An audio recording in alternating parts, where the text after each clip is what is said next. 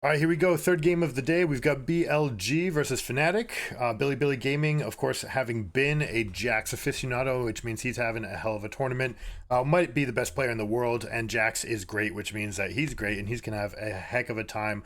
I think you have to ban this champion against him, but it doesn't happen. Instead, we get Azir, Renekton, Kalista bans, and Nico, Maokai, Zaya, meaning that we have a Rakan Orianna, very easy to execute, given to the Billy lineup. They also have Sejuani plus Jax, so they've got lockdown. They've got fantastic champions. They do end up giving Ivern, Alistar, and Poppy from the tier list.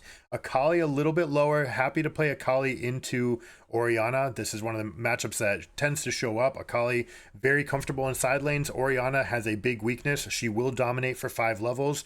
But overall, you're giving too much power. Too many of the good picks are available here on Billy. I think this is a draft win for them.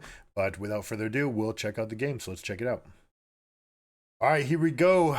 1-in-1 bracket. Winner goes on to a promotion series. Loser goes on to a elimination series, not relegation. Relegated to next year, I suppose.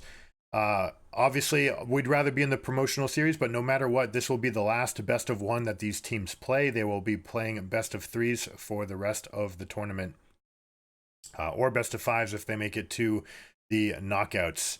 We'll see if we have any sort of proactive plays. Ooh, missed a window there. Fnatic, Trimby stepping away from the bush. Actually had a moment where he could have maybe gone flash Q.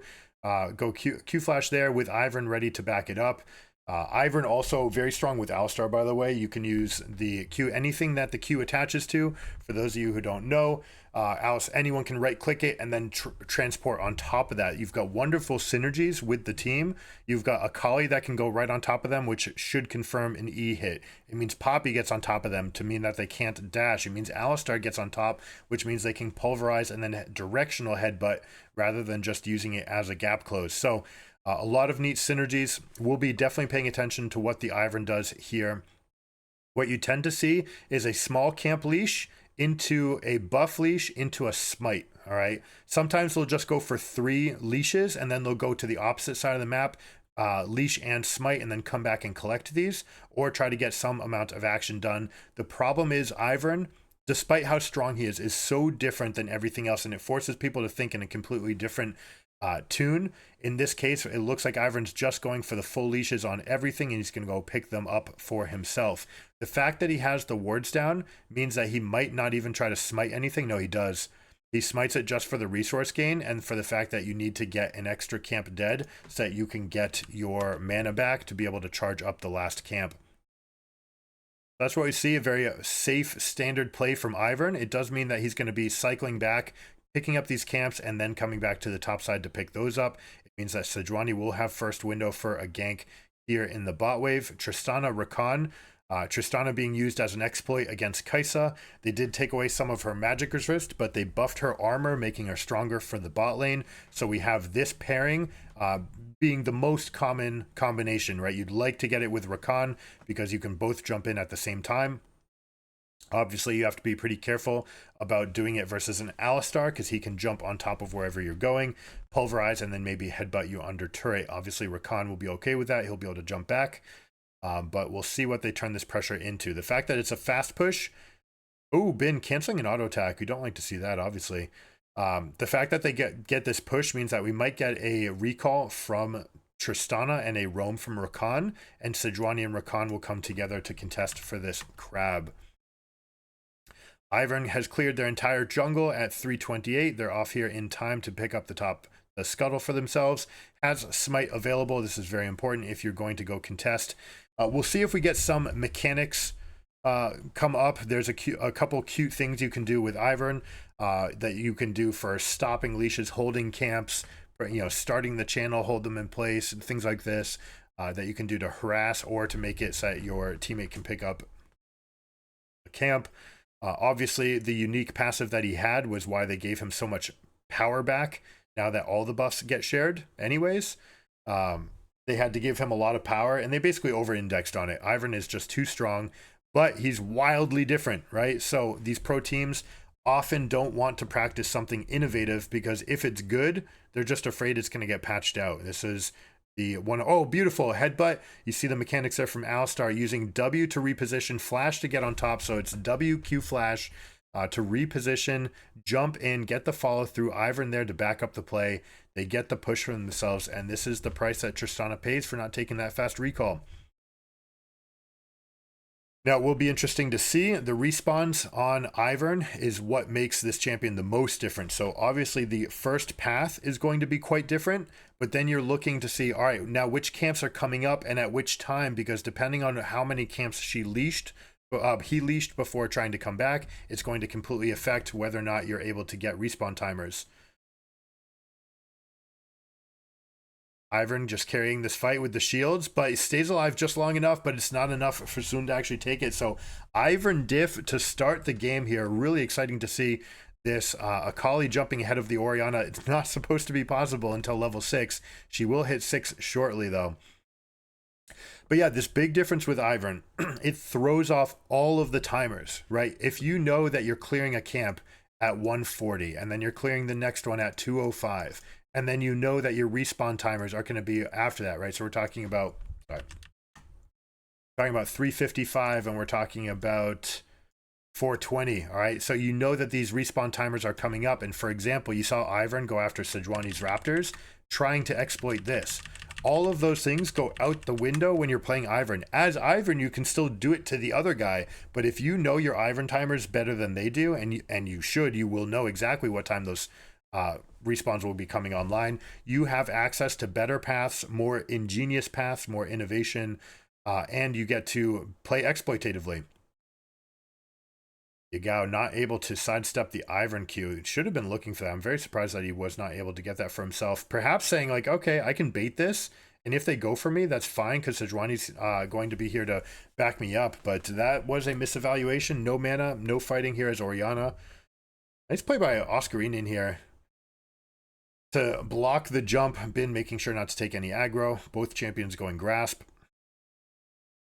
Bin going off to the tune of an 11 CS advantage versus Poppy. Poppy is a very strong laner as well. So Bin just showing his mastery of the champion and the matchup, gaining that advantage for himself. But that's the only point of strength right now. Otherwise, it's Fnatic winning this early game.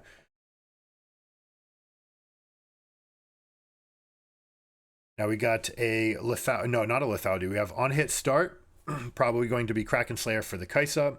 Gives you the biggest spike on one item. I mean, you say that, but if you go the Umbral Glaive plus Serrated Dark build, it's basically the same cost. It's only 400 gold more, and you end up spiking. So you can call that one item slightly more expensive, maybe, depending on what your first item is going to be. But that is the biggest spike you can get to get that Q evolve right away. Opting instead for this build, we'll see what she ends up going into. It's usually Kraken Slayer Navori, and then some amount of deviation after that. Bin going down to 0 mana for this.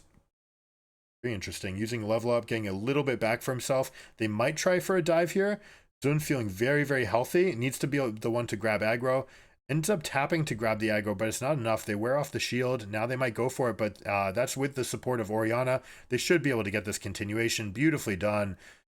Bin being able to do it on the resource of just one spell. Humanoid roaming over will pick up this wave, so they won't lose that much. But Rakan actually could go and push this in. He should, in fact, do it. Make sure that this wave gets all the way in. Looks like he stepped back, so missing a window there. Not necessarily what he's thinking about. There could be eyes on other objectives as well. We see Daisy's going to be exceptionally strong here, and Razork actually taking this buff, taking it to the Rakan to start and throwing Daisy into the middle of the fight. I'd like to see them consolidate and take this fight, but Humanoid trying to limit test this 2v4. Are you kidding me? Alistar's coming over for the play. They're staying alive long enough. Oh my goodness, Ivern diff. This is how strong this champion is, by the way, guys. And executing it to this level, just Daisy rampaging through this fight, just makes it so hard to play. BLG, I much would have rather see them just go after, finish the Herald, go, and then consolidate, go on one target. 4v1 ends up being turned 4v2 with Alistar and Poppy showing up late. Huge wins for Fnatic to start.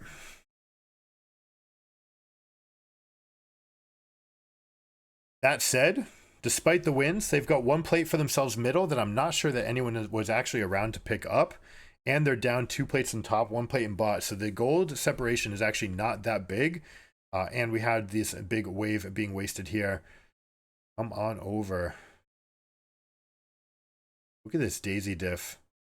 Just so strong, right? Just ripping into them. You have to sort of ignore it. Yes, the knockup is big, but you can communicate that to your team. Look at Akali bouncing around the fight, using the shroud there, and the daisy knockups, continuing the fight. Multiple knockups, but they're not strong enough to finish. They don't have enough resources and mana to feel confident about the rest of that, nor do they have their ultimates. They just use everything top. It's a good job by Fnatic realizing we are plus ultimates. We are stronger right now. We can take this fight and continue this on. And Ivern diff, guys. This is the single strongest champion in the game for this meta, but like I said, so different that it creates anomalies. It creates differences. It makes it hard to play with and against because you're so unfamiliar with it. So it makes the game much more volatile as far as like the different plays that might come out, much more like a solo queue game. Exciting for the viewers, I think. We'll see whether or not BLG finds adaptations. We still love what their composition can do in these big team fights. And I'm going to point out something that you don't have with this Ivern comp. You'd normally like to have another sieging champion that is better than Kai'Sa at doing it. Kai'Sa doesn't seem like she's going into any sort of static shiv, Nashor's Tooth, nor should we necessarily. But the build being worse doesn't mean that it's not always the best option, even though the static shiv build is just objectively doing less than it did and significantly worse than it was. Oh my god, we'll pause for humanoid. Calling back the play. We have action in both sides of the map. You can't be strong both places, can you? Fnatic wins the 2v1 and in top and survives in bot. My goodness, everything coming up for them. But yeah, Ivern making things so different. You'd like to have a build that from Kai'Sa that comes along with this sieging strategy. When you put up the bushes, it's like another Ardent Sensor for your champions. They get more, or another Nashor's Tooth passive. Everyone's getting on hit damage, an extra 10% and AP value on their on hits. And if you're playing this, you'd like to have range so that you can put turrets or so you can put terrain exactly that far away from the turret. Beautifully done, Boscarine. And then siege. But with this composition, with Akali in particular, it's the wrong combination. Yes, Akali great into Orianna in sideways, and you maybe can create that for yourself, and maybe you can use Ivern as a very defensive option by just putting grass down and saying, all right, you know, we use this, you don't really know what's here. Akali can play for 1-3-1, or we can use Poppy, but generally you want to have another sieging champion so that you can take advantage of that bush, so you can take advantage of the sieging situation. If there's a weakness to Fnatic's comp, it's definitely that. All right, Trimby overstepping, saving his ultimate for the last possible moment. They're doing everything possible to aggress with Daisy here. Trimby going forward while Humanoid's going back, so a little bit of miscommunication means that we have a blunder here. Alistar is going to fall, and they're not going to turn around and deal any amount of damage. That is potentially a miss. This is the threat of Bin being nearby. You see how Bin comes in here? Poppy went up top. Yes, you give up a plate, but that is what secured the Alistar kill. Fnatic was not feeling confident to go back into that fight because Poppy's there with no teleport, and he's telling them, I don't have TP, Jax is mid, careful, baby, right? Something like that is going through the comms and potentially even just misleading them. Yeah, like you got a plate for yourself, but that's it. Team has to give up all their pressure around the Baron for that plate. So really would have preferred to see Poppy moving over. This is why we never want to see you path this way. In general, we want to see you path this, and then you have options. You can go or you can go, right? You have options to go top or mid if you path through the jungle. So a little bit of a miss there by Fnatic, giving some of the gold back. Gets to cash in on one of the plates. We should see the second one coming in once we get the Haymaker. Oh, we have aggression down in bot lane and Akali biting it versus Tristana Sejuani. This is not how you want to play Akali from here. Really not spiked. Is fleet footwork plus Merc treads. You haven't even rushed for the rocket belt and doesn't have the Sork shoes either, which means that you really have no business going into these fights. Especially against Tristana. 'She's just going to rip you apart. That's exactly what we saw there. All right, so we see the recap. Despite the Herald going to Fnatic, more plates were collected by BLG. So they actually have this gold lead. Despite being down in kills and having lost the Herald, they've got individual gold in their pocket. It's all on Elk. And this is something that we saw from them last year when they had their meteoric rise. Elk took over as a carry. You take away some of the responsibility from Bin. That allows Bin to settle into just be yourself, be your own role. You don't need to do too much more. Humanoid getting lit up here, stepping out for just a moment, getting bopped out by Sejuani. Sejuani realizing here's where she is. I can hit her with the Arctic Assault. That knocks her out of the shadow. That allows Tristana to continue dealing the damage. And really just one spell rotation, one bomb going off is enough to kill her. Have to call that a miss by Humanoid. Humanoid has not played nearly as well as he did last year. Last year, he was the NA killer. He was there. It was kind of funny because this guy, if you haven't seen him in person, looks like Steven Rogers, Captain America from the Marvel series. Humanoid looks just like him. And last year, did he knock out all of the teams? I don't know. It might have been all of the teams, but went there and basically crushed all of them in these matchups. Mad, what was he on Mad before? Trying to remember what his history. I want to say that he was on Mad Lions and that was their only wins against anyone. But maybe it was back on Fnatic. Anyways, I won't speak any further on that. The guy looks like Captain America, and yet he's been historically an NA killer. But in this game, we'll see whether or not he's good enough to fight off BLG and specifically Bin, who's going to be enormous. He's got his Divine Sunderer finished. We're going to see Merc Treads from him as well. That will help with the Poppy stun against the wall, plus all of the damage and some of the damage coming here.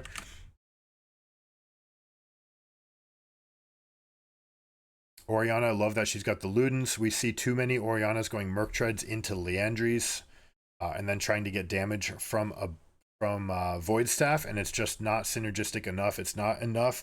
The value of the shield is not high enough. That is such a big part of this champion's kit. That's why I always want to see Rabadon's second. All right, when you're looking at this champion, she gets too much value from AP scaling. You absolutely want to get it. Very least, it needs to be third. If you're the only AP champion on your team and you want to go like Sork, Shadow Flame, Ludens, like that's fine as well. But then again, it has to be Rabadon's, because so much of the play pattern for this champion is not just about your own damage. It's about putting a big shield on one of these two targets as they dive in and then getting the big shockwave to draw in the fight. That can be especially effective with Sejuani and Jax, who have a continuation ability that likes people to be bundled up. So absolutely want to see that this game. We'll see whether or not Orianna goes for it. I think all of the Void Staff second builders on this champion are just not paying attention to what her job is. And I think all of the Void Staff seconds have already lost in the tournament. We'll see whether or not we buck the trend. I'd be happy to be wrong in any situation, but that's what I feel about what's going on. That's how you synergize your builds. Rakan getting a little bit antsy, steps up into Poppy. Poppy obviously a huge Rakan counter. And they take this fight. Zun actually feeling himself a little bit. No, a little bit of the comfort. Oscarini, this is putting the gas pedal all the way down, saying that we can take this fight, but it is against Sejuani, which makes it very difficult. Now you're playing very volatile game against Jax. Could favor them. Also, this Tristana is doing tons of damage, able to reposition herself. Consolidate, please. Do not chase this kill. Consolidate, thank you. End up trading a Kali. They get one more kill back for themselves. Mid laners end up biting it.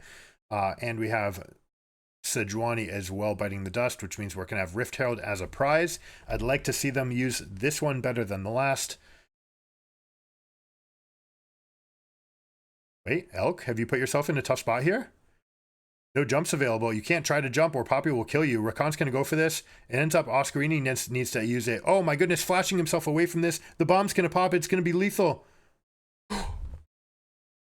Oh my god. All right, so the shield isn't what kept him alive, but that level, knowing that your shield passive's coming up, using the range attack to pop the Scryer's Bloom so that it comes back to you.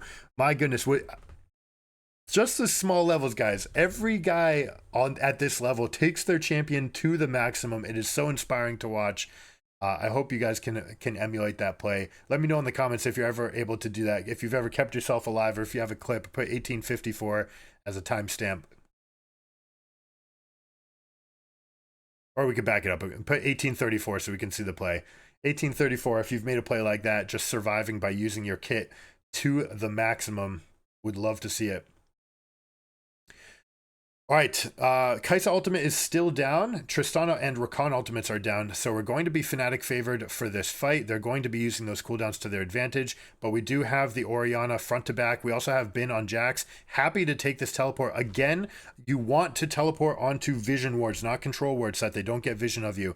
You do end up popping them out. Sejuani being isolated from the team means that they get this fight, but I don't know that you want the continuation here. This is too far for Humanoid. Or is it they do have Moonstone Renewer and they're able to track down these fights? They're able to kill Elk, or are they? No, they miss a couple spells and Elk stays alive. Rakan keeps him, which means Bin is going to be the strongest champion in the rest of this fight. We're going to see Alistar willing to jump in and trade his life for a little bit of peel, but it's not enough. That's got to be a fumble. You had multiple instances to get out of this fight. You have to remember, like, you just used Poppy Ultimate just to knock Sejuani away. Now you're back down on the currency of ultimates. Alistar also going forward, even though the his own ult had faded off, which means that they basically throw away 2 kills at the end of this fight. So you see this again, right? When you teleport to this control ward, that reveals you on the map. Now, in this case, Ben's standing right there anyways, and it means that he's, maybe you're denying a flank. You see the Ivern line of vision there. This is what this champion is best at. And specifically with this many melees, you want to take that and turn it around these walls. You see how he always hugs it to the corner of these walls? That's what you'd like to get in these situations. So here we go. Continuing the fight. Oscarini maybe already getting out. No, I don't like stepping forward at all, guys. Like, that is complete miscommunication. Like we said, Jax was going to be the strongest guy in that fight as it continued to go on with the shields from Orianna. And we see the value of those shields coming in. It looks like we have an Hextech alternator, which means that we're either getting Horizon Focus or most likely Shadow Flame in this game. There is a decent amount of magic resist, so I don't know that I'd be a big fan of Shadow Flame, but if you see no MR coming out, then you have that going for yourself. If you're a player like Poppy this game, I'd like to see Anathemas into Abyssal Mask. Abyssal Mask to help synergize for these guys. You have 30% of your Kaisa damage and all of your Ivern and Akali, and you'd also be shredding the MR. For your own Protean Hulk and Sunfire, so there'd be a ton of synergy. I absolutely want this next item to be Mask. Anything else is a huge miss. Then you can go Anathemas, and you can just shield off the Tristana and make it so that she doesn't deal any damage to you. Exciting game, guys. Fnatic taking a lot of early advantages, but you just see that even despite getting more plates, getting more heralds, being ahead in kills, they're still down in gold because they're just fumbling a little bit on the tail end of these fights.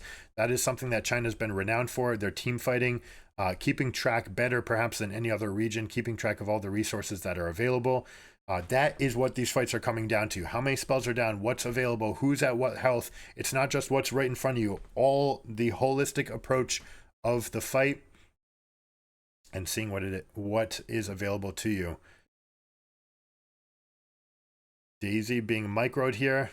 Difference between Dota and League of Legends, by the way. Not only is this much harder to control in League of Legends than it is in Dota. Like, it literally just bugs half the time on your commands. It'll start doing random things, I swear. But also, in Dota, they'd be micromanaging this guy with this with the same level of mechanics that they have otherwise. And that's what you don't want to see from Daisy, is just a 50 gold donation. Have to consider that that might be what this difference is. It's about 2k. I mean, obviously not 2k, but for Daisy's dying is an extra 200 gold. Like, obviously you like the presence that she's using, and you tend to gain more from her being alive than from her dying, than they do from dying. Especially since they can't shop with that money on the map. You got the effect, if that makes sense. You had the effect while people are on the map. Even if they kill it, that's 50 gold that they don't get to spend. So don't get super tilted if you see your teammate feed an Ivern away. It means that they had to use cooldowns. They had to use attention to the Ivern. Try to use that to its advantage. Always focus on the positive. Take that deep breath. Even if there's something that you think might be frustrating. Okay, what's the silver lining? What's the good side of this? What can we take from it? It can even be, hey, there's super fed and they might get kind of hyphy, right? Like, that can be the silver lining. Hey, they've got tons of gold, they're feeling themselves. Maybe they think that they're stronger than they are, or we can look to punish a hyperactive play. All right, Chem Soul, who does it favor most? We talked about it. Fighters are the #1 beneficiaries of this. It also means Rakan might be able to find a very interesting, or Sejuani might be able to find an engage. Poppy, similar thing. Alistar, similar. We'll see whether or not these teams have thought about all of the interactions of the different maps. Hopefully they have. Largely, you have to do a thought exercise because it's not something you can force into a practice. Or at least it's very difficult. If you do run a team, if you're another coach and you like hearing how other coaches do this, you can set up a drill where you play with your 5v5 and you agree that after every fight that you will just wash, rinse, repeat, do not buy any other items. And you just say, let's not go for end, let's not go for who's winning this game, but actually treat this like a practice.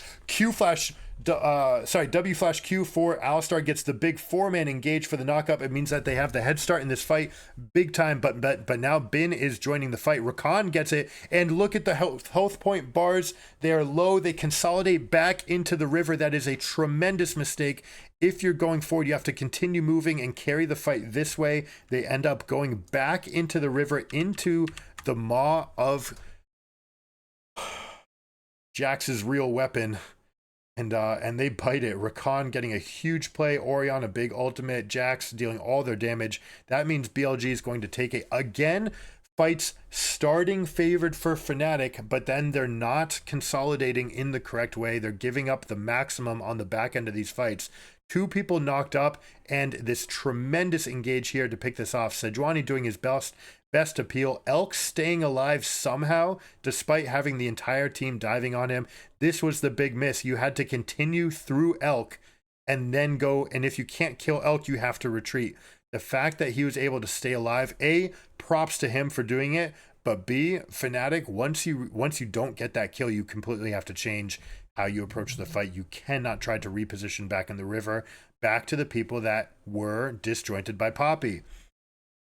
So Fnatic, some great things, like some super awesome things in this game, a lot to be positive about, but they have to improve this fighting largely. Again, it's not something you can practice that easily, but you have to visualize, what does this fight look like?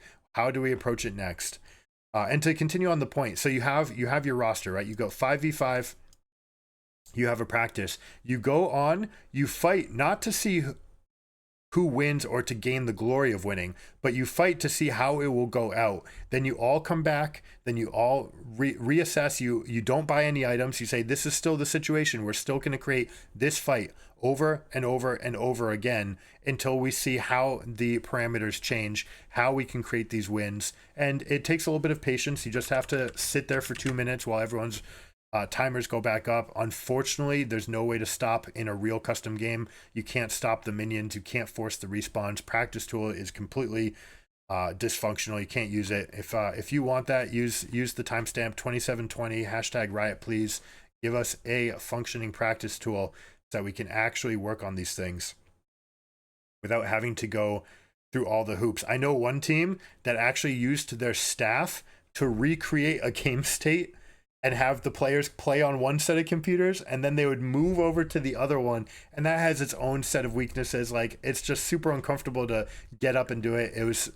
You had to spend 20 people to do it. They were literally using janitors and like nutritionists to come over and be like, hey, can you just do this? We're gonna like try to recreate this game state with this much gold, and it's just super convoluted. I wish that we had a better tool available to us. Anyways, we're going to take a look at BLG. How are they doing this? This game is well in hand for them. They're going to be able to do everything that they want. Poppy Shield comes up to deny Rakan. Mid is broken. That means that you're going to put your strongest champion off in the side lane, and you're going to put your 4 together over here. Supers are going to create vision, and then you want to make sure that you have some amount of vision here to stop any rotation going on. Now, if you're a Fnatic, you can't just let this happen. Like we talk about always, you want to have one shallow set of wards on the far side of the map, or in the middle right here, for example, to see whether or not they're crossing lanes, and then you try to create a 5v4. You have to find a way to try to engage, syncing your teleports up, for example. You'd like to have a ward somewhere like here, somewhere that they're just never going to check with a sweeper, or here, especially that second one that I just put out closer to the Krugs. Like, if you could hide a ward there, and then you try to fight for vision along a line, right? Control wards here, you dot the I's, you keep something in the lane so you can see their rotations. As they move forward and try to play for vision, double teleport on top of this and see if you can create some sort of tempo for yourself, or at least get Bin to immediately teleport and lose his momentum, and then see if you can reconsolidate a fight using a unique avenue. Right now, Akali is feeling super weak, not able to contest against, definitely not Bin, but not even strong enough to really go and dominate against Orianna the way you'd expect. Poppy ultimate is used, but again, big Orianna chunk means that this is going to be BLG favored. They're trying to fight onto Zun. Zun's actually going to take this as Sejuani. Happy to tank up this damage. Neat little trick there, putting a control word into bushes as you lay them means that you can use them for vision, they cannot. It also means that the Ivern bush will last longer. You need to stay in a bush for them to stay, right? See how these ones are going to start despawning? If you have vision in it, so if you put it near a turret or if you have a ward there, then you get that bush for 45 seconds. Otherwise, it will die very quickly, essentially when it's out of combat. Good little defense there by Fnatic, muscling them out. They do give up the dragon, but that's fine. You're totally fine giving up dragons. In this position, you actually want to get them to take soul. You want to make this a coin flip. Your team's not going to have meaningful scaling compared to the Orianna, Tristana, Jax. So you'd actually like this game to end faster. If you're BLG, you don't actually want to take the soul here. Let's take a peek at this fight. Well executed, one person knock up. You'd like to see more damage being dealt up front, but again, look at this battle line. You see how this triangle that they draw between the Sejuani and themselves, right? They separate enough that they're never getting hit by the same spell. Actually, this is a little bit too tight right here, but always with Zun in front of them, right? So they're always positioning front to back in that situation so that you can go up. Whatever Sejuani's hitting, we can threaten. Anything that's threatening him, we can hit back. Very nice position from BLG. Now Fnatic, it's been a while. It's been about 10 years since we had the legendary Fnatic bush. Oh, Rakan baits it out and jumps away. Trimby not able to get that one little jump. I'm not sure that they actually would have gotten anything for themselves. Rakan, now that they don't go the squishy build, now that they all go Merc Treads into Radiant Virtue, very, very slippery, very hard to kill this champion with the much tankier build. Radiant Virtue obviously synergizing fantastically with the kit. It follows you around, so you're healing despite putting yourself into the maw of madness. Getting into all of their champions can be kind of slippery, but this build tends to ensure that you are able to get out. I absolutely love the combination, and I love the adaptation. Good to see different builds coming through. I guess this is the first Worlds where Radiant Virtue, is that true? Did we have Radiant Virtue last year? I don't think we did, right? Upfront kill into Alistar. Bin's going to take this fight. They're going to consolidate onto this teleport. This is Humanoid with a Captain Jack. Teleporting used to be played on Twisted Fate, but you have a teleport into an instantaneous Zhonya's. Bin actually survives. Razork and Noah playing for their own health. That is something you can't do. You have to get that kill onto Bin. Have to get that kill onto Bin. Instead, they don't, which means he's going to recall. They're going to teleport. They're going to come up. They've got all 5 champions alive. 2 people are dead, including the main engagers, which means no one's going to feel comfortable about stepping up here. Even the Ivern bush is just not going to be that good because Orianna's shockwave is back up, and they're going to use it. Just throw it right here and suck everyone in. Bin is going to clean up the fight with a big counter-strike. Alistar trying to do his best to keep him there, but it is just not enough. Some nice things. Like we said, some good things to relish here from Fnatic. You definitely earned yourself some leads, but it's the back end of these fights that needs to be just that little bit better to be able to take these wins, consolidate these wins, and carry them into actual meaningful victory. BLG, wonderful game. Even despite the losses, we're able to come back and turn them into wins. And their team fighting just has been their strength all tournament long. Elk has been probably the best carry in the tournament and maybe the best carry in the world for a year, and Bin is just so good. Yagao has been on this stage as well. So BLG looking very, very strong.